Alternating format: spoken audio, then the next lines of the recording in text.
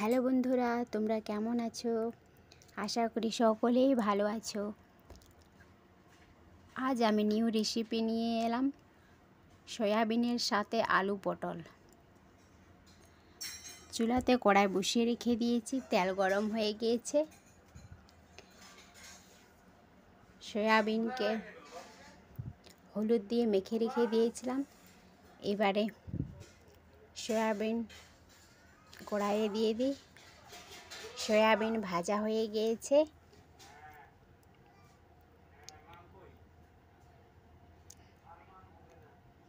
এবারে তেল দিয়ে দিই।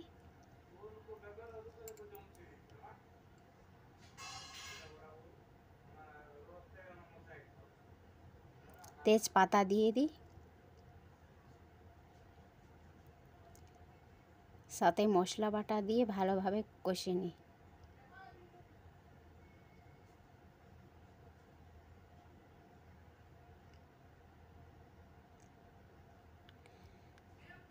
স্বাদ অনুযায়ী লবণ দিয়ে দিই।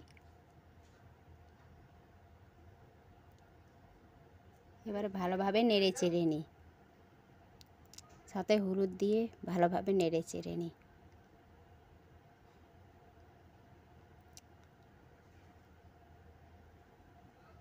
সামান্য পরিমাণে জল দিয়ে মশলা কষে নিই। আলু পটল দিয়ে দিই, ভালোভাবে নেড়ে চেড়ে নিই।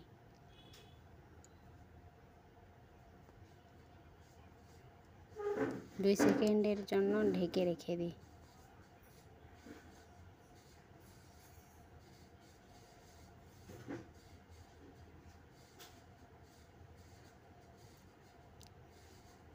টমেটো পেস্ট দিয়ে দিই। এবারে ভালোভাবে নেড়ে চেড়ে নিই। 2 সেকেন্ডের জন্য ঢেকে রেখে দিয়েছিলাম। আবারও 2 সেকেন্ডের জন্য ঢেকে রেখে দিই।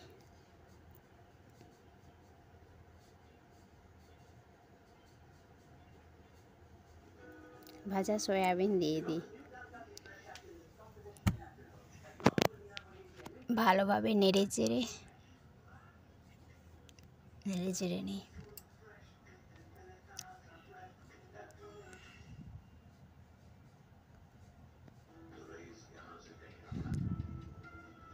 হালকা জল দিয়ে সবজিটা কষে নিই।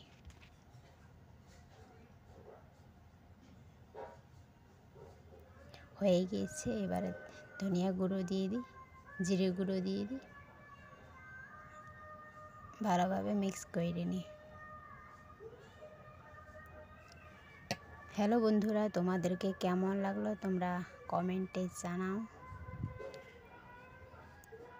তোমরা ভালো থেকো, সুস্থ থেকো।